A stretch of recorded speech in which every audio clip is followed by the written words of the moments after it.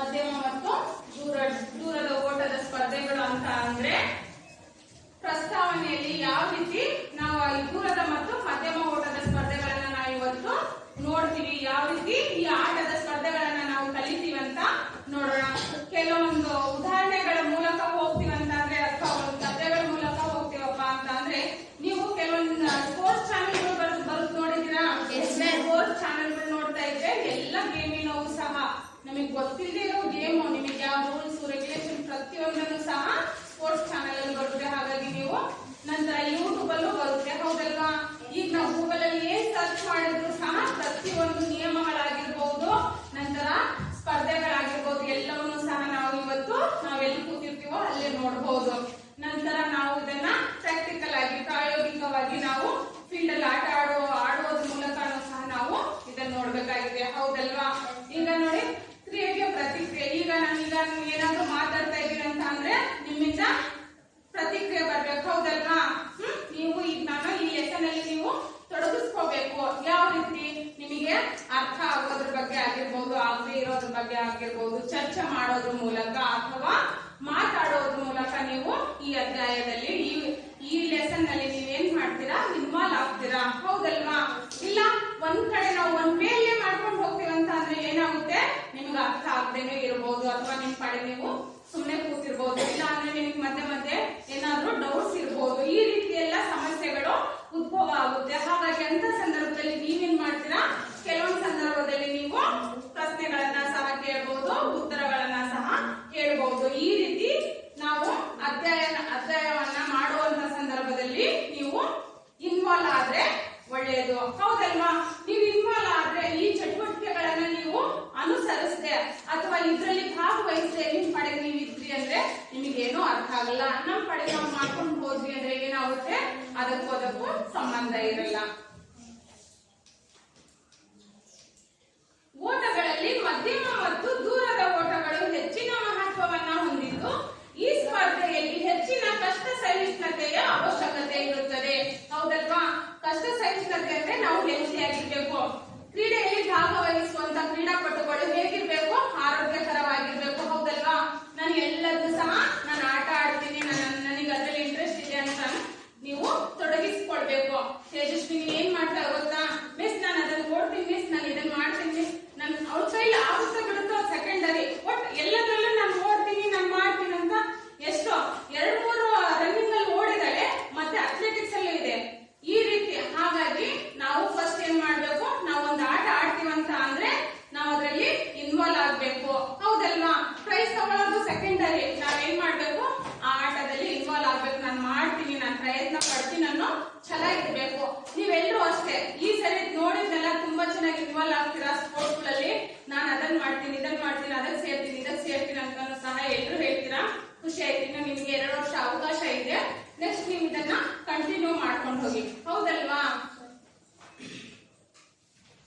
ಮಧ್ಯಮ ದೂರದ ಓಟದ ಸ್ಪರ್ಧೆಗಳು 800 ಮೀಟರ್ ಓಟ, 1500 ಮೀಟರ್ ಓಟ, 3000 ಮೀಟರ್ ಓಟದ ಸ್ಪರ್ಧೆಗಳನ್ನ ಮಧ್ಯಮ ಮತ್ತು ದೂರದ ಓಟದ ಸ್ಪರ್ಧೆಗಳಂತ ಕರೀತಾರೆ. ನೋಡಿ, ನಿಮ್ ತಲೆಯಲ್ಲಿ ಇರ್ಬೇಕು, ಮಧ್ಯಮ ಮತ್ತು ದೂರದ ಓಟದ ಸ್ಪರ್ಧೆಗಳು ಯಾವ್ಯಾವಪ್ಪ ಅಂತ ಅಂದ್ರೆ 800 ಮೀಟರ್ ಓಟ ಇರುತ್ತೆ, 1500 ಮೀಟರ್ ಓಟ ಇರುತ್ತೆ, 3000 ಮೀಟರ್ ಓಟ ಇರುತ್ತೆ.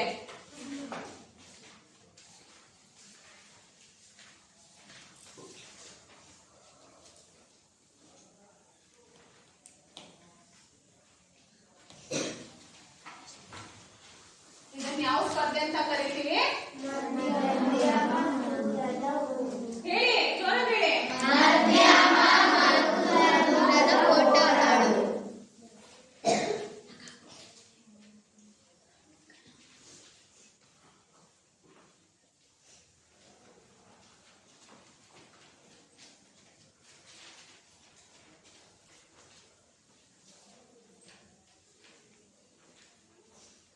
ಮೀಟರ್ ಓಟ, 1500 ಮೀಟರ್ ಓಟ, 3000 ಮೀಟರ್ ಓಟ, ಇದನ್ನ ನಾವು ಮಧ್ಯಮ ಮತ್ತು ದೂರದ ಓಟದ ಸ್ಪರ್ಧೆ ಅಂತ ಕರಿತೀವಿ. ಅರ್ಥ ಆಗ್ತಾ ಇದೆಯಲ್ಲ? ಓಕೆ, ನಿಮ್ ತಲೆಯಲ್ಲಿ ಇರ್ಬೇಕು, ಓಕೆನಾ? ಮಧ್ಯಮ ದೂರದ ಓಟದ ಸ್ಪರ್ಧೆಗಳು 800 ಮೀಟರ್, 1500 ಮೀಟರ್, 3000 ಮೀಟರ್, ಇದಿಷ್ಟನ್ನ ದೂರದ ಮತ್ತು ಮಧ್ಯಮ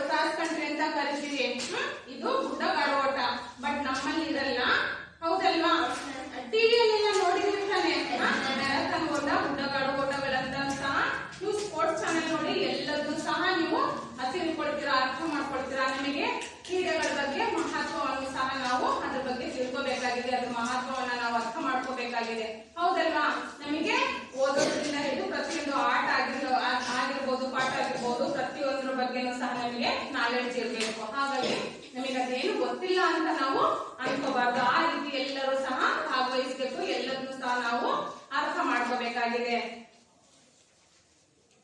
ಇದು ದೂರದ ಓಟದ ಸ್ಪರ್ಧೆಗಳಂದ್ರೆ 5000 ಮೀಟರ್ ಓಟ, 10,000 ಮೀಟರ್ ಓಟ ಮತ್ತು ಗುಡ್ಡಗಾಡು ಓಟ ಅಥವಾ ಮ್ಯಾರಥಾನ್ ಓಟ ಅಂತ ಕರಿತೀವಿ. ಎಷ್ಟು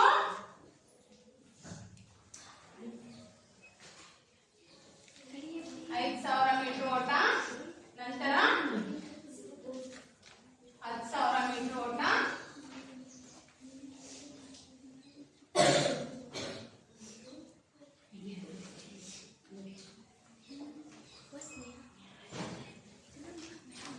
ಇವಿಷ್ಟನ್ನು ಏನಂತ ಕರಿತೀವಿ?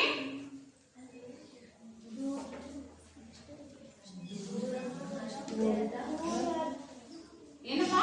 ದೂರದ ಓಟದ ಸ್ಪರ್ಧೆಗಳು. ಇವನ್ನ ಗುಡ್ಡಗಾಡು ಓಟ ಅಥವಾ ಮ್ಯಾರಥಾನ್ ಓಟ ಅಂತ ಸಹ ನಾವು ಕರಿತೀವಿ. ನಿಮಗೆ ಮಧ್ಯಮ ದೂರದ ಓಟದ ಸ್ಪರ್ಧೆಗೂ ನಂತರ ದೂರದ ಓಟದ ಸ್ಪರ್ಧೆಗೂ ವ್ಯತ್ಯಾಸ ಗೊತ್ತಾಯ್ತಾ? ಮಧ್ಯಮ ಮತ್ತು ದೂರದ ಓಟದ ಸ್ಪರ್ಧೆಗಳು ಯಾವ್ಯಾವ? 800 ಮೀಟರ್, 1500 ಮೀಟರ್, 3000 ಮೀಟರ್. ಇವಷ್ಟು ಏನು ಮಧ್ಯಮ ದೂರದ ಓಟದ ಸ್ಪರ್ಧೆಗಳು. ಓಕೆ, ನಂತರ ದೂರದ ಓಟದ ಸ್ಪರ್ಧೆಗಳು ಯಾವ್ಯಾವು? 5,000 ಮೀಟರ್, 10,000 ಮೀಟರ್, ಗುಡ್ಡಗಾಡು ಮ್ಯಾರಥಾನ್. ಇವಿಷ್ಟನ್ನು ನಾವೇನಂತ ಕರಿತೀವಿ? ದೂರದ ಓಟದ ಸ್ಪರ್ಧೆಗಳು. ಅರ್ಥ ಆಗ್ತಾ ಇದೆಯಲ್ಲ? ಸ್ಪರ್ಧೆಗಳು ಯಾವ ರೀತಿ ಪ್ರಾರಂಭವಾಗುತ್ತೆ, ನಾವು ಯಾವ ರೀತಿ ಇಷ್ಟು ಸ್ಪರ್ಧೆಗಳನ್ನ ನಾವು ಯಾವ ರೀತಿ ಪ್ರಾರಂಭ ಮಾಡಬೇಕು, ನಂತರ ಯಾವ ರೀತಿ ಮುಕ್ತಾಯವನ್ನ ಮಾಡ್ಬೇಕಂತ ನಾವು ನೋಡ್ಬೇಕಾಗಿದೆ. ಸಾಮಾನ್ಯವಾಗಿ ಮೇಲೆ ಸೂಚಿಸಿರುವ ಎಲ್ಲಾ ಸ್ಪರ್ಧೆಗಳನ್ನು ಗುಂಪುಗಳಲ್ಲಿ ಓಡಿಸುತ್ತಾರೆ. ಇವೆಲ್ಲವೂ ಗ್ರೂಪ್ ಗೇಮ್ ಆಗಿರುತ್ತೆ. ಇಂಡಿವಿಜುವಲ್ ಗೇಮ್ಗಳು ಯಾವುದೂ ಇಲ್ಲ ಇದರಲ್ಲಿ, ಹೌದಲ್ವಾ? ರನ್ನಿಂಗ್ ಇವೆಂಟ್ಸ್ ಅಂತಂದ್ರೆ ಗ್ರೂಪ್ ಅಲ್ಲೇ ರನ್ನಿಂಗ್ ಅನ್ನ ಬಿಡ್ತಾರೆ.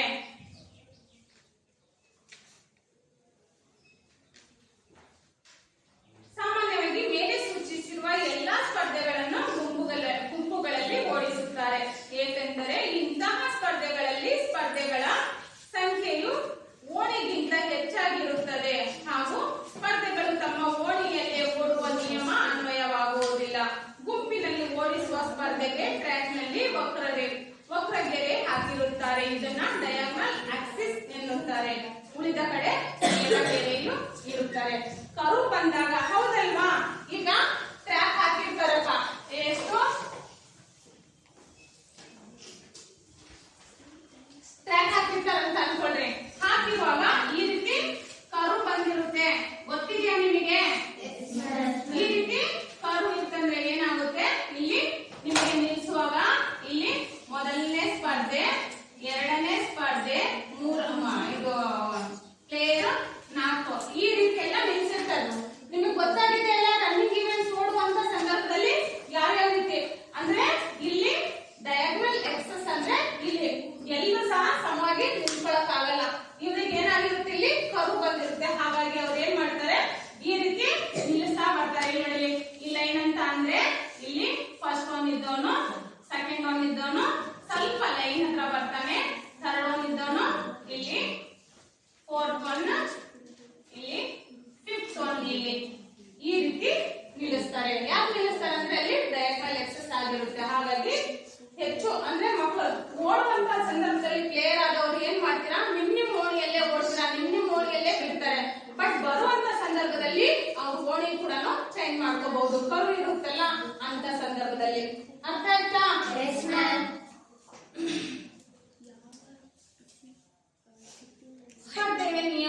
ಸ್ಪರ್ಧೆಯ ನಿಯಮಗಳು ಹೇಗಿರುತ್ತೆ ಅಂದ್ರೆ ಎಲ್ಲಾ ಸ್ಪರ್ಧೆಗಳು ಗುಂಪುಗಳಲ್ಲೇ ಓಡಿಸಲಾಗುವುದು. 800 ಮೀಟರ್ ಹೊರತುಪಡಿಸಿ 800 ಮೀಟರ್ ರನ್ನಿಂಗ್ ಅನ್ನ ಹೊರತುಪಡಿಸಿಬಿಟ್ಟು ಎಲ್ಲಾ ಸ್ಪರ್ಧೆಗಳನ್ನ ಗುಂಪುಗಳಲ್ಲೇ ಓಡಿಸುತ್ತಾರೆ. ಸ್ಪರ್ಧೆಯನ್ನು ನಡೆಸುವಾಗ ಟ್ರ್ಯಾಕ್ ನಲ್ಲಿ ಸ್ಪರ್ಧಿಗಳು ಹೆಚ್ಚಾಗಿದ್ದಲ್ಲಿ ಹಿಟ್ಸ್ ಅನ್ನ ಮಾಡಲಾಗುತ್ತದೆ. ಹಿಟ್ಸ್ ಅಂದ್ರೆ ನೋಡಪ್ಪ, ನೀವು 18 ಜನ ಇದ್ದೀರಾ ಅನ್ಕೊಳ್ರಿ, 20 ಜನ ಇದ್ದೀರಾ ಅನ್ಕೊಳ್ರಿ, ಅದ್ರಲ್ಲಿ ಎಷ್ಟೆಷ್ಟು ಒಂದ್ 8 ಜನನ, ಹೌದಲ್ವಾ? ಅಂಡ್ ಟ್ರ್ಯಾಕಿಗೆ ಅನುಗುಣವಾಗಿ ಟಿಪ್ಸ್ ಅನ್ನ ಕೊಡ್ಬೇಕಾಗಿದೆ. 20 ಜನ ಇದ್ರಿ ಅಂದ್ರೆ 20 ಜನಕ್ಕೂ ಅಟ್ ಎ ಟೈಮ್ ಬಿಡಕ್ಕಾಗುತ್ತಾ? ಇಲ್ಲ ತಾನೆ, 20 ಜನಕ್ಕೂ ಅಟ್ ಎ ಟೈಮ್ ಬಿಡಕ್ಕಾಗಲ್ಲ. ಹಾಗಾಗಿ 8 ಜನವನ್ನ ಬಿಡಬಹುದು ಅಥವಾ 6 ಜನವನ್ನ ಬಿಡಬಹುದು. ಇಲ್ಲಪ್ಪ ಅಂದ್ರೆ 10 ಜನ ಬಿಡಕ್ಕೆ ಅಲ್ಲಿ ಟ್ರ್ಯಾಕ್ ಕೊರತೆ ಇರುತ್ತೆ. ಹಾಗಾಗಿ ಟಿಪ್ಸ್ ಅನ್ನ ಮಾಡಿ 8 ಜನಕ್ಕಂತೂ ಅಟ್ ಎ ಟೈಮ್ ಬಿಡಬಹುದು, ಏನ್ ಪ್ರಾಬ್ಲಮ್ ಆಗಲ್ಲ. ಅರ್ಥ ಆಗ್ತಾ ಇದೆಯಾ?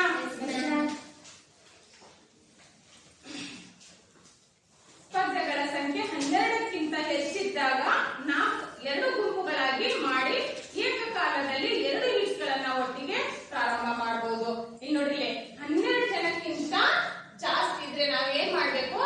2 ಗುಂಪುಗಳಾಗಿ ಮಾಡ್ಕೊಂಡ್ಬಿಟ್ಟು ಹಿಟ್ಸ್ಗಳನ್ನ ಮಾಡ್ಕೊಂಡ್ಬಿಟ್ಟು, ಎಷ್ಟು 12 ಜನ ಇದ್ರು ಅಂದ್ರೆ ಎಷ್ಟಾಗುತ್ತೆ? 6 ಜನ ಡಿವೈಡ್ ಆಗುತ್ತೆ ತಾನೆ. 6 ಜನ ಅಂತ ನಾವ್ 2 ಗುಂಪುಗಳನ್ನಾಗಿ ಮಾಡ್ಕೊಂಡ್ಬಿಟ್ಟು ಫಸ್ಟ್ 6 ಜನ ಒಂದ್ಸರಿ ಓಡಿದ್ರೆ ನೆಕ್ಸ್ಟ್ 6 ಜನ ಒಂದ್ಸರಿ ಓಡ್ತಾರೆ. ಅದರಲ್ಲಿ ಫಸ್ಟ್ ಸೆಕೆಂಡ್ ಓಡಿಸ್ತಾರಲ್ಲ, ಅದರಲ್ಲಿ ಫಸ್ಟ್ ಸೆಕೆಂಡ್ ಇಷ್ಟು 4 ಜನನ ನಾವು ಏನ್ ಮಾಡ್ಕೊಳ್ತೀವಿ? ಆಯ್ಕೆ ಮಾಡ್ಕೊಳ್ತೀವಿ. ಆಯ್ಕೆ ಮಾಡ್ಕೊಂಡ್ಬಿಟ್ಟು ಯಾವಾಗ ಓಡಿಸ್ತೀವಿ ಅವರಿಗೆ ಫೈನಲ್ ರೌಂಡ್ಗೆ ಓಡಿಸ್ತೀವಿ. ಹೌದಲ್ವಾ? ಅರ್ಥ ಆಯ್ತಲ್ಲ? ಓಕೆ. ಈ ರೀತಿ ನಾವು ಫೈನಲ್ಗೆ ಮಕ್ಕಳನ್ನ ಆಯ್ಕೆ ಮಾಡ್ತೀವಿ. ಸ್ಪರ್ಧೆಗಳನ್ನ ಇಂಥ ಸ್ಪರ್ಧೆಗಳನ್ನ ನಡೆಸುವುದರ ಮೂಲಕ ಟಿಪ್ಸ್ ಅನ್ನ ಕೊಟ್ಬಿಟ್ಟು ನಂತರ 2 ತಂಡಗಳನ್ನಾಗಿ ಗುಂಪುಗಳನ್ನಾಗಿ ಭಾಗ ಮಾಡ್ಕೊಂಡ್ಬಿಟ್ಟು ಅವರಲ್ಲಿ ಫಸ್ಟ್ ಸೆಕೆಂಡ್ ಬಂದಿರುವಂತ ವಿದ್ಯಾರ್ಥಿಗಳನ್ನ ನಾವು ಪ್ಲೇಯರ್ಗಳನ್ನ ನಾವೇನ್ ಮಾಡ್ತೀವಿ? ಅವರಿಗೆ ಅಂತಿಮ ಸುತ್ತಿಗೆ ಓಡಿಸಲಾಗುತ್ತೆ. ಅದರಲ್ಲಿ ಫಸ್ಟ್ ಸೆಕೆಂಡ್ ಬಂದವ್ರನ್ನ ಮಾತ್ರ ನಾವು ತೆಗೆದುಕೊಳ್ತೀವಿ ಗಣನೆಗೆ. ಈಗ next state level, district level ಹೋಗ್ಬೇಕಪ್ಪ ಅಂತ ಅಂದ್ರೆ ಫಸ್ಟ್ ಸೆಕೆಂಡ್ ಅಷ್ಟೇ ಅಲ್ಲಿ ಬರೋದು.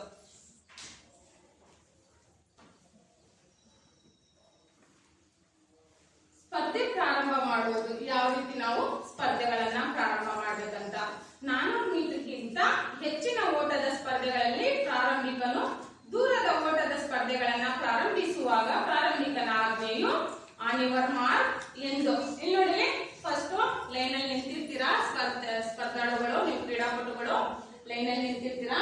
ನಿಂತಿರುವಂತ ಸಂದರ್ಭದಲ್ಲಿ ನೀವು ಯಾವ ರೀತಿ ನಿಂತ್ಕೊಳ್ತೀರಪ್ಪ ಅಂದ್ರೆ, ಇದು ಲೈನ್ ಅನ್ಕೊಳ್ಳಿ. ಲೈನ್ ಅಲ್ಲಿ ನಿಂತಿರುವಂತ ಸಂದರ್ಭದಲ್ಲಿ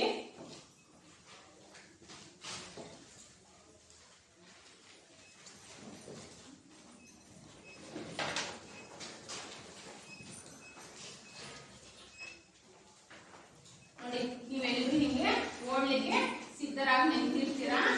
ಓಕೆನಾ?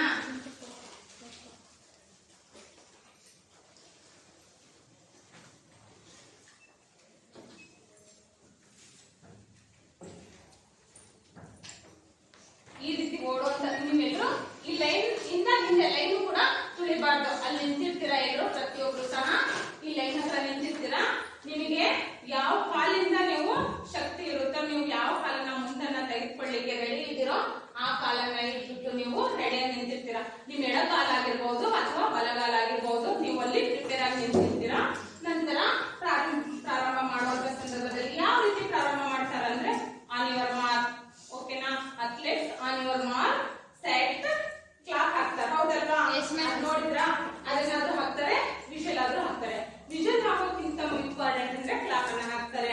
ಆ ಮೂಲಕ ಆನ್ ಯುವರ್ ಸೆಟ್ ರೆಡಿ ಆಗಿದೆ ಅಂತ. ಆನ್ ಯುವರ್ ಮಾರ್ಕ್ ಅಂದ್ರೆ ನಿಮ್ಮ ಮಾರ್ಕ್ ಅಲ್ಲಿ ರೆಡಿಯಾಗಿ ನಿಂತಿರಿ. ಪ್ಲೇಯರ್ ಆದವರು ನೀವು ನಿಮ್ಮ ಲೈನ್ ಅಲ್ಲಿ ರೆಡಿಯಾಗಿ ನಿಂತಿರಿ ಅಂತ ಆನ್ ಯುವರ್ ಮಾರ್ಕ್ ಅಂತ ಕೊಡ್ತಾರೆ. ನಂತರ next on your mark set ಅಂತ ಸೆಟ್ ಮಾಡ್ಕೊಳ್ಳಿ, ಪ್ರಿಪೇರ್ ಆಗಿರಿ, ಸೊಂಟ ಮೇಲೆತ್ತಿ. ಅರ್ಥ ಆಗ್ತಾ ಇದೆಯಲ್ಲ? ಈ ರೀತಿ ಸೊಂಟವನ್ನ ಮೇಲೆತ್ತು ನಮ್ಮ ಮಂಡಿಯನ್ನ ಊರಿ ಪ್ರಿಪೇರ್ ಆಗಿರಿ, ಓಡ್ಲಿಕ್ಕೆ ನೀವು ಸಿದ್ಧರಾಗಿರಿ ಅಂತ ಆನ್ ಯುವರ್ ಮಾರ್ಕ್ ಅಂತ ಕೊಡೋದು. ನಂತರ ಸೆಟ್ ಅಂತ ಕೊಟ್ಟು ಕ್ಲಾಕ್ ಹಾಕಿದ್ರಿ ಅಂದ್ರೆ ನೀವು ರನ್ ಮಾಡಿ, ಓಡ್ ಹೋಗ್ರಿ. ಅರ್ಥ ಆಯ್ತಲ್ಲ?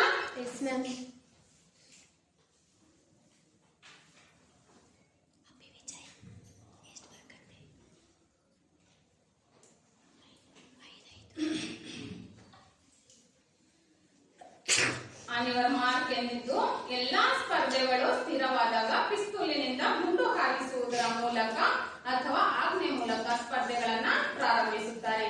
ಈ ಸ್ಪರ್ಧೆಗಳಲ್ಲಿ ಸೆಟ್ ಆಜ್ಞೆಯು ಇರುವುದಿಲ್ಲ. ಅರ್ಥ ಆಯ್ತಾ? ಆನ್ ಯುವರ್ ಮಾರ್ಕ್ ಅಷ್ಟೇ, ಆನ್ ಯುವರ್ ಮಾರ್ಕ್ ಅಂತಾರೆ.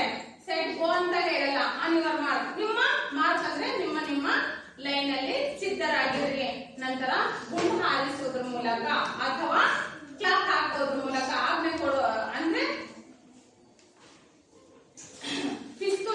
ಪಿಸ್ತೂಲಿನಿಂದ ಗುಂಡು ಹಾರಿಸುವುದರ ಮೂಲಕ ಅಥವಾ ಆಜ್ಞೆ ಮೂಲಕ ಸ್ಪರ್ಧೆಗಳನ್ನ ಪ್ರಾರಂಭ ಮಾಡ್ತಾರೆ.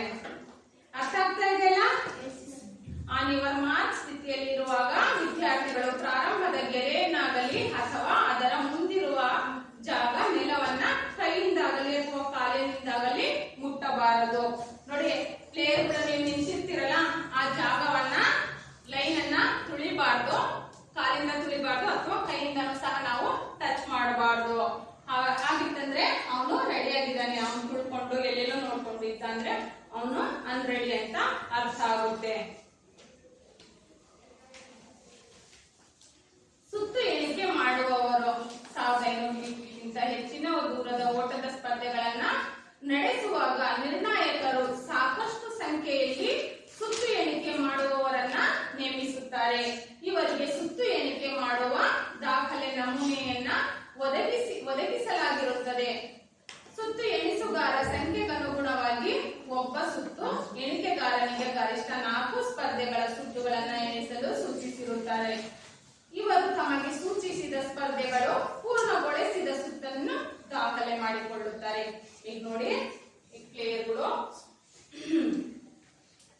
1500 ಮೀಟರ್ ಓಟ ರನ್ ಮಾಡ್ತಾ ಇದಾರೆ ಅಂತ ಅನ್ಕೊಳ್ಳಿ. ಅಲ್ಲಿ ಸುತ್ತು ಎಣಿಕೆಗಾರರು ಇರ್ತಾರೆ, ಗೊತ್ತಿದ್ಯಾ? ನೋಡಿದ್ರ? ಎಲ್ಲಲ್ಲೇ ನಿಲ್ಸಿರ್ತಾರೆ. ಈಗ ಆ 8 ಜನ ಇದಾರಪ್ಪ ಅಂತ ಅನ್ಕೊಂಡ್ರೆ 8 ಜನಕ್ಕೂ ಸಹ ನಾವು ಅಲ್ಲಿ ಎದೆಗೆ ಚೆಸ್ಟ್ ನಂಬರ್ ಕೊಡ್ತಾರೆ, ನೋಡಿದ್ರಲ್ಲ? ಮೂರ್ತಿಗೆ 1000 ಎಷ್ಟು? 5. ನಂತರ 1006. ಹೆಂಗೋ ಒಟ್ಟ ನಂಬರ್ಗಳು ಇರುತ್ತೆ, 10 ಇರುತ್ತೋ, 11 ಇರುತ್ತೋ, 20 ಇರುತ್ತೋ, ಎಷ್ಟಿರುತ್ತೋ ಅಷ್ಟು. ಒಟ್ಟು 8 ಜನಕ್ಕೂ 8 ನಂಬರ್ ಅನ್ನ ಕೊಟ್ಟಿರ್ತಾರೆ. ಈಗ 8 ಜನನು ಸಹ ಸುತ್ತು ಎಣಿಕೆ ಮಾಡ್ಕೋಬೇಕಲ್ಲ, ಒಬ್ಬೊಬ್ಬ ವಿದ್ಯಾರ್ಥಿಗಳಿಗೆ ಒಂದೊಂದು ನಂಬರ್ ಅನ್ನ ಕೊಟ್ಟಿರ್ತಾರೆ. ಈಗ 1105 ಇವರಿಗೆ, ಈಗ ನಾನ್ ತಗೊಂಡೆ ಅಂತ ಅಂದ್ರೆ ಇವನಿಗೆ ಇನ್ನೊಬ್ರು ತಗೊಂಡಿರ್ತಾರೆ, ಇವನಿಗೆ ಇನ್ನೊಬ್ರು ತಗೊಂಡಿರ್ತಾರೆ. ಈ ರೀತಿ ಎಲ್ಲ ಮಾಡ್ತಾ ಹೌದಲ್ವಾ ಸುತ್ತು ಎಣಿಕೆಗಾರ? ಈಗ ರನ್ ಮಾಡ್ತಿರ್ತೀರಾ, ನಿಮ್ಗೆ ಗೊತ್ತಿರಲ್ಲ, ನೀವು ತುಂಬಾ ಟಯರ್ಡ್ ಆಗಿರ್ತೀರಾ, ಸುಸ್ತಾಗಿರ್ತೀರಾ ಓಡಿ ಅಂತ ಸಂದರ್ಭದಲ್ಲಿ ಈಗ ಅಲ್ಲಲ್ಲೇ ನಿಂತಿರ್ತೀವಿ. ನಂತರ ಫಿನಿಶಿಂಗ್ ಲೈನ್ ಹತ್ರನೂ ಸಹ ನಿಂತಿರ್ತಾರೆ. ಅಂತ ಸಂದರ್ಭದಲ್ಲಿ ಅವ್ರು ಏನಂತಾರೆ, ಚೆಸ್ಟ್ ನಂಬರ್ 1105, 1111, ನಿಂದು ಇಷ್ಟು ರೌಂಡ್ ಆಗಿದೆ, 1 ರೌಂಡ್ ಆಗಿದೆ, 2 ರೌಂಡ್ ಆಗಿದೆ. ಪ್ರತಿ ಸಲ ನಾವು ಅಲ್ಲಿ ಫಿನಿಶಿಂಗ್ ಲೈನ್ ಹತ್ರ ಬರುವಾಗ ಜೋರಾಗಿ ಕೂಗ್ ಹೇಳ್ಬೇಕು, ಅವ್ನಿಗೆ ಕೇಳಿಸೋ ರೀತಿಯಲ್ಲಿ ಜೋರಾಗಿ ಹೇಳ್ಬೇಕು. ಯಾವ ರೀತಿ? 1111, 1115, ನಿಂದಿಷ್ಟು ರೌಂಡ್ ಆಗಿದೆ, 3 ರೌಂಡ್ ಆಗಿದೆ, ಇನ್ನು 5 ರೌಂಡ್ ಉಳ್ಕೊಂಡಿದೆ, ಅಥವಾ 8 ಆಗಿದೆ, ಇನ್ನು 4 ರೌಂಡ್ ಉಳ್ಕೊಂಡಿದೆ. ಹೌದಲ್ವಾ? ಈ ರೀತಿ ಅವನಿಗೆ ಕಿವಿಗೆ ಬಿಡೋ ರೀತಿ ಜೋರಾಗಿ ಹೇಳ್ಬೇಕಾಗಿದೆ. ಅರ್ಥ ಆಗ್ತಾ ಇದೆಯಾ? ರೆಸ್ಪಾನ್ಸ್ ಬರ್ತಾ ಇಲ್ಲ? ಇದ್ರ ಬಗ್ಗೆ ಏನಾದ್ರು ಡೌಟ್ಸ್ ಇದೆಯಾ ನಿಮಗೆ? ಸ್ಪರ್ಧೆಯ ಮುಕ್ತಾಯ. ಓಟದ ಸ್ಪರ್ಧೆಯ ಫಲಿತಾಂಶವನ್ನ ಮುಕ್ತಾಯ ತೀರ್ಪುಗಾರರು ನೀಡುತ್ತಾರೆ. ಮುಕ್ತಾಯ ತೀರ್ಪುಗಾರರು ಟ್ರ್ಯಾಕಿನ ಒಳಭಾಗದಲ್ಲಿ ಮುಕ್ತಾಯದ ಗೆರೆಗೆ ನೇರವಾಗಿ ಟ್ರ್ಯಾಕಿನ ಮೊದಲ ಓಣಿ ಮುಕ್ತಾಯದ ಕಂಬದಿಂದ ಸುಮಾರು 5 ಮೀಟರ್ ಅಂತರದಲ್ಲಿ ಫಿನಿಶಿಂಗ್ ಸ್ಟ್ಯಾಂಡಿಂಗ್ ಮೇಲೆ ಕುಳಿತು ಕೆಲಸ ನಿರ್ವಹಿಸಿರುತ್ತಾರೆ. ತೀರ್ಪುಗಾರರೆಲ್ಲರೂ ಟ್ರ್ಯಾಕಿನ ಒಂದೇ ಭಾಗದಲ್ಲಿ ಕರ್ತವ್ಯ ನಿರ್ವಹಿಸುತ್ತಾರೆ. ಮತ್ತೆ ಸ್ಪರ್ಧೆಗಳ ಮುಕ್ತಾಯ ಮಾಡುವ ಅನುಕ್ರಮವಾಗಿ ಇತ್ಯರ್ಥ ಮಾಡುತ್ತಾರೆ. ನೋಡಿ ಮಕ್ಕಳೇ, ಯಾವ ರೀತಿ ಅಲ್ಲಿ ಜಡ್ಜಸ್ ಇರ್ತಾರೆ. ಮೋಸ್ಟ್ಲಿ ನಿಮಗೆ ಗೊತ್ತಿರಲ್ಲ, ನೀವು ಯಾವ ರೀತಿ ಫಿನಿಶಿಂಗ್ ಮಾಡ್ತೀವಿ ಅನ್ನೋದು ಸಹ ನಿಮಗೆ ಗೊತ್ತಿರಲ್ಲ. ಹೌದಲ್ವಾ? ಜಡ್ಜಸ್ ನಿಂತಿರ್ತಾರಲ್ಲ ಜಡ್ಜಸ್ಗಳು, ನೋಡ್ತಾರೆ ಅವನು ಯಾವ ರೀತಿ ಫಿನಿಶಿಂಗ್ ಮಾಡ್ದ, ಅವನು ಚೆಸ್ಟ್ ಮೂವ್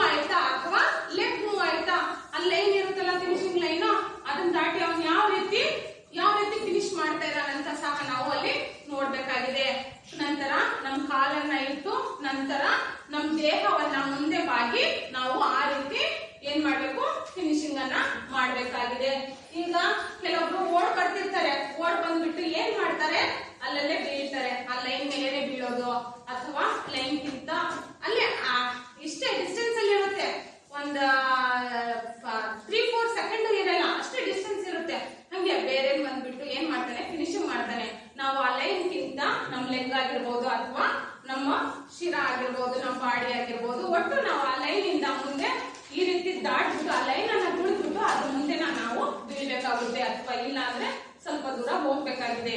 ಈ ರೀತಿ ಫಿನಿಶಿಂಗ್ ಅನ್ನ ಮಾಡಬೇಕಾಗಿದೆ. ಇಲ್ಲ ನಾವು ಲೈನ್ ಮೇಲೆ ಬಿದ್ವಿ ಅಂತಂದ್ರೆ ಏನಾಗುತ್ತೆ, ಬೇರೆಯವರಿಗೆ ಅವಕಾಶ ಸಿಗುತ್ತೆ. ಹೌದಲ್ವಾ? ಫಿನಿಶಿಂಗ್ ಆಗಿಲ್ಲ, ಲೈನ್ ಮೇಲೆ ಬಿದ್ದಿದ್ದಾನೆ ಅಷ್ಟೇ, ಪ್ಲೇಯರ್ ಆದವನು ಸುಸ್ತಾಗಿ ಅಲ್ಲೇ ಲೈನ್ ಮೇಲೆ ಅವನು ಫಿನಿಶಿಂಗ್ ಆಗಿದೆ ಅಂತ ಅವನು ಕನ್ಫ್ಯೂಸ್ ಮಾಡ್ಕೊಂಡ್ಬಿಟ್ಟು ಏನ್ ಮಾಡ್ತಾನೆ, ಲೈನ್ ಮೇಲೆ ಸ್ಟಾಪ್ ಮಾಡ್ತಾನೆ ಅಥವಾ ಅಲ್ಲೇ ನಿಂತ್ಕೊಳ್ಳೋದು. ಈ ರೀತಿ ಎಲ್ಲ ಮಾಡಿದ್ರು ಅಂದ್ರೆ ಲೈನ್ ಗಿಂತ ಮುಂಚೆ ಯಾರು ಫಿನಿಶಿಂಗ್ ಮಾಡ್ತಾರೋ ಆ ಲೈನ್ ಗೆರೆಗಿಂತ ಮುಂಚೆ ಅವರಿಗೆ ಅವಕಾಶವನ್ನ ನೀಡಲಾಗುತ್ತೆ. ಎಷ್ಟಾಗಿದೆ ಅಮ್ಮ ಟೈಮ್?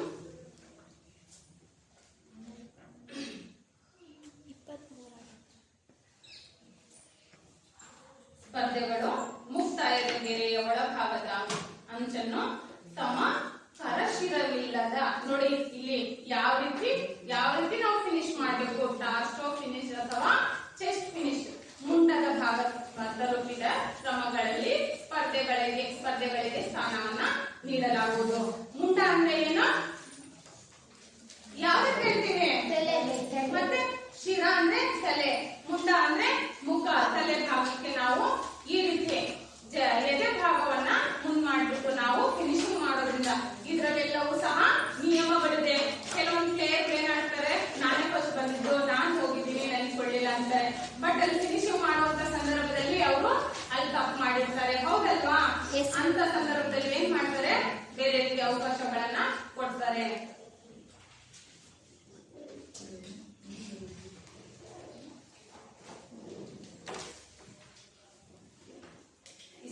ಮಾಡಿದ್ನಲ್ಲ ಈ ಪಾಠದಲ್ಲಿ ಅಂದ್ರೆ ಮೇಲಾಟಗಳು, ಅದರಲ್ಲಿ ಮಧ್ಯಮ ಮತ್ತು ದೂರದ ಓಟದ ಸ್ಪರ್ಧೆಗಳು.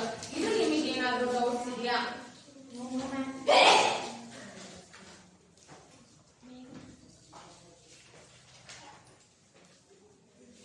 ಏನಾದ್ರೂ ಅರ್ಥ ಆಗ್ಲಿಲ್ಲ ಅಂದ್ರೆ ಹೇಳ್ರಿ.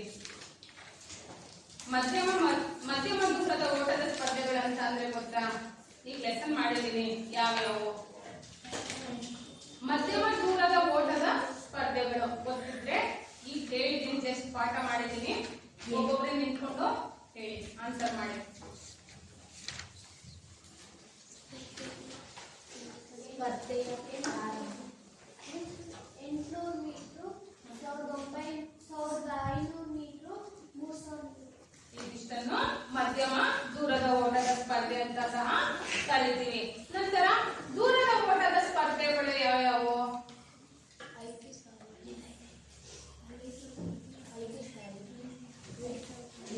5000 ಮೀಟರ್, 10,000 ಮೀಟರ್,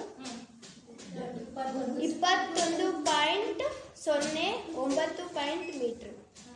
ಮ್ಯಾರಥಾನ್ ಓಟ. ಗುಡ್ಡಗಾಡು ಓಟಗಳು 4.2.195 ಕಿಲೋಮೀಟರ್ ಓಟದ ಸ್ಪರ್ಧೆಗಳು. ಗುಡ್ಡಗಾಡು ಓಟದ ಸ್ಪರ್ಧೆಗಳಿಗೆ 21.098 ಕಿಲೋಮೀಟರ್ ಸ್ಪರ್ಧೆಗಳಾಗಿರುತ್ತದೆ. ಓಕೆ, ಸ್ಪರ್ಧೆಗಳ ಪ್ರಾರಂಭ ಯಾವ ರೀತಿ ಮಾಡ್ತಾರೆ? ಸ್ಪರ್ಧೆಗಳನ್ನ ಯಾವ ರೀತಿ ಪ್ರಾರಂಭ ಮಾಡ್ತಾರೆ?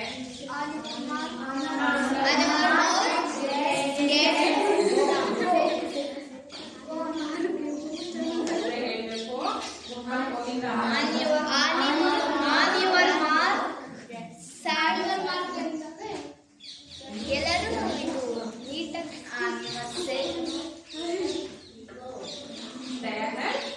ಎನ್ನುತ್ತಾರೆ. ಹೌದಲ್ವಾ? ಅಲ್ಲಿ ವಕ್ರರೇಖೆಯನ್ನ ಕೊಟ್ಟಿರ್ತಾರೆ. ಅಂತ ಸಂದರ್ಭದಲ್ಲಿ ಡಯಾಗ್ನಲ್ ಎಕ್ಸಸ್ ಮೂಲಕ ಏನ್ ಮಾಡ್ತಾರೆ, ಉಳಿದ ಕಡೆ ನೇರ ಗೆರೆಯನ್ನ ಹಾಕಿರುತ್ತಾರೆ. ಇಂಥ ಮೂಲಕ ಓಣಿಗಳಲ್ಲಿ ಅವರದ್ದೇ ಆದಂತಹ ಓಣಿಗಳಲ್ಲಿ ಓಡಿಸ್ಲಿಕ್ಕೆ ನಿಲ್ಲಿಸಿರ್ತಾರೆ. ಅಂತ ಸಂದರ್ಭದಲ್ಲಿ ಸ್ಪರ್ಧಾಳುಗಳು ಸಂಖ್ಯೆಗೆ ಅನುಗುಣವಾಗಿ 2 ಗುಂಪುಗಳನ್ನಾಗಿ ಮಾಡ್ಕೊಂಡ್ಬಿಟ್ಟು ಹೀಟ್ಸ್ ಅನ್ನ ಕೊಟ್ಬಿಟ್ಟು ಓಡಿಸ್ತಾರೆ. ಸ್ಪರ್ಧೆಯ ನಿಯಮಗಳು ಎಲ್ಲರೂ ಒಂದು ನಿಯಮಗಳನ್ನ ಹೇಳಿದ್ರೆ, ಸ್ಪರ್ಧೆಯ ನಿಯಮಗಳು. ಎಲ್ಲಾ ಸ್ಪರ್ಧೆಗಳನ್ನು ಗುಂಪುಗಳಲ್ಲಿ ಓಡಿಸಲಾಗುವುದು 800 ಮೀಟರ್ ಹೊರತುಪಡಿಸಿ. ನೆಕ್ಸ್ಟ್, ಸ್ಪರ್ಧೆಯನ್ನು ನಡೆಸುವಾಗ ಟ್ರ್ಯಾಕ್ನಲ್ಲಿ ಸ್ಪರ್ಧೆಗಳು ಹೆಚ್ಚಾಗಿದ್ದಲ್ಲಿ ಹಿಟ್ಸ್ಗಳನ್ನು ಮಾಡಲಾಗುತ್ತದೆ. ಪ್ರತಿ ಹಿಟ್ಸ್ನಿಂದ ಆಯ್ಕೆಯಾದ ಸ್ಪರ್ಧೆಗಳನ್ನು ಅಂತಿಮ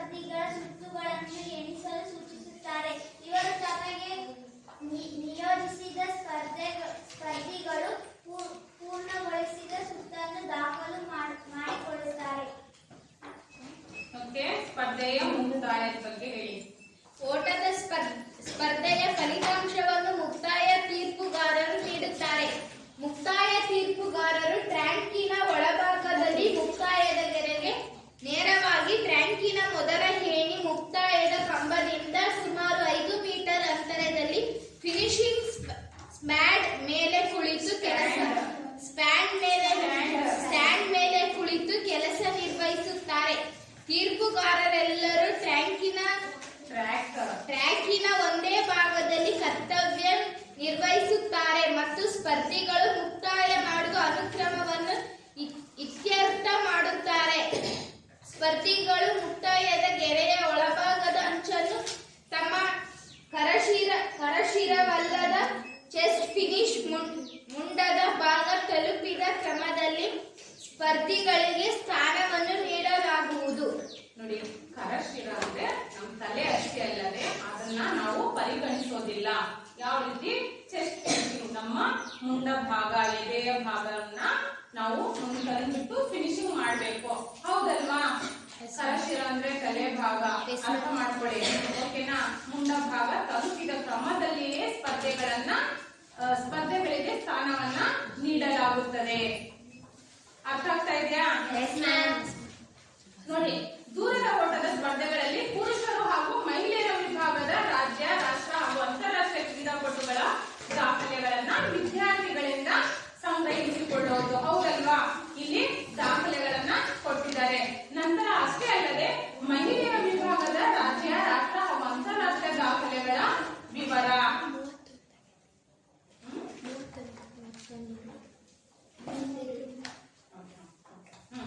ಇಷ್ಟನ್ನು ಸಹ ನೀವು ದಾಖಲೆಗಳನ್ನ ಮಾಡ್ಕೋಬೇಕಾಗುತ್ತದೆ. ಅಷ್ಟೇ ಅಲ್ಲದೆ ನಿಮಗೆ ಇದ್ರಲ್ಲಿ ಏನಾದ್ರೂ ಡೌಟ್ಸ್ ಇದ್ರೆ ಅಥವಾ ಏನಾದ್ರೂ ಗೊತ್ತಾಗದೇ ಇದ್ರೆ ನೀವು ಕೇಳಿದ್ರೆ ನಾನು ಹೇಳ್ತೀನಿ. ನೋಡಿ, ಚಟುವಟಿಕೆಗಳನ್ನ ಸಹ ಇದರಲ್ಲಿ ಕೊಟ್ಟಿದ್ದಾರೆ. ಮಧ್ಯಮ ಮತ್ತು ದೀರ್ಘ ಅಂತರದ ಓಟಗಳಲ್ಲಿ ಅಂತಾರಾಷ್ಟ್ರೀಯ ಕ್ರೀಡಾಪಟುಗಳ ಚಿತ್ರಗಳನ್ನ ಸಂಗ್ರಹಿಸಿ, ಹೌದಲ್ವಾ? ಕ್ರೀಡಾಪಟುಗಳ ಚಿತ್ರ ಎಲ್ಲಾ ಕಡೆಯೂ ಸಿಗುತ್ತೆ. ನೀವು ಏನ್ ಮಾಡ್ಬೇಕು? ಸೆಲೆಕ್ಟ್ ಮಾಡ್ಕೋಬೇಕು, ಪ್ರಾಜೆಕ್ಟ್ ಮಾಡ್ಬೇಕು, ಈ ರೀತಿ ಫೈಲ್ ಅನ್ನ ಮಾಡ್ಕೊಂಡು ಬರ್ಬೇಕು. ನಂತರ ಮಧ್ಯಮ ದೂರದ ಓಟದ ಸ್ಪರ್ಧೆಗಳಲ್ಲಿ ರಾಷ್ಟ್ರೀಯ ಮಟ್ಟದಲ್ಲಿ ದಾಖಲೆಗಳನ್ನು ನಿರ್ಮಿಸಿರುವ ಕ್ರೀಡಾಪಟುಗಳ ರಾಜ್ಯ ಮತ್ತು ಅವರು ಕ್ರೀಡೆಗಳಿಗೆ ಗಳಿಸಿರುವ ಸ್ಪರ್ಧೆಗಳನ್ನ ಮತ್ತು ಪದಕಗಳನ್ನ ಪೂರ್ಣ ವಿವರವನ್ನ ಸಂಗ್ರಹಿಸುವುದು. ನೋಡಿ, ಕ್ರೀಡಾಪಟುವಿನ ಪೂರ್ಣ ವಿವರವನ್ನ ಸಹ ನೀವು ಸಂಗ್ರಹಣೆ ಮಾಡಿಬಿಟ್ಟು ಫೈಲ್ಗಳನ್ನ ಮಾಡಬೇಕಾಗುತ್ತೆ. ಅಷ್ಟೇ ಅಲ್ಲದೆ ನಿಮ್ಮ ಶಾಲೆಯಲ್ಲಿ ಕಳೆದ 5 ವರ್ಷಗಳಿಂದ ತಾಲೂಕು ಮಟ್ಟದಲ್ಲಿ ಮಧ್ಯಮ ಮತ್ತು ದೂರದ ಓಟದಲ್ಲಿ ಭಾಗವಹಿಸಿರುವ ಕ್ರೀಡಾಪಟುಗಳ ಹೆಸರುಗಳನ್ನ ಬರೆಯಿರಿ. ನೋಡಿ, ನೀವು ಪ್ರತಿಯೊಬ್ಬರು ಸಹ ಕ್ರೀಡೆಗಳಲ್ಲಿ ಭಾಗವಹಿಸಿರ್ತೀರಾ, ಹೌದಲ್ವಾ? ಒಂದಲ್ಲ ಒಂದು ಗೇಮ್ ಅಲ್ಲಿ ನೀವು ದಾಖಲೆಗಳನ್ನ ಮಾಡಿರ್ತೀರಾ. ನಿಮ್ಮ ಸೀನಿಯರ್ಸ್ ಇಲ್ಲಿ ಮುಗಿಸ್ಕೊಂಡು ಹೋಗಿರ್ತಾರಲ್ಲ, ಅವರು ಸಹ ಕೆಲವೊಂದು ಓಟದ ಸ್ಪರ್ಧೆಗಳಲ್ಲಿ ಭಾಗವಹಿಸಿರ್ತಾರೆ, ಯಾವ್ದಾದ್ರು ಒಂದು ಇವೆಂಟ್ಸ್ ಅಲ್ಲಿ ಭಾಗವಹಿಸಿರ್ತಾರೆ. ಅವ್ರು ಏನ್ ದಾಖಲೆ, ಯಾವ ವರ್ಷ ದಾಖಲೆ ಮಾಡಿದ್ದಾರೆ, ಅವ್ರ ಹೆಸರೇನು, ಅವರ ಭಾವಚಿತ್ರ ಸಮೇತ ಸಹ ಅದನ್ನ ನಾವು ಫೈಲ್ ಮಾಡಬೇಕಾಗಿದೆ. ಮಾಡ್ತೀರಾ?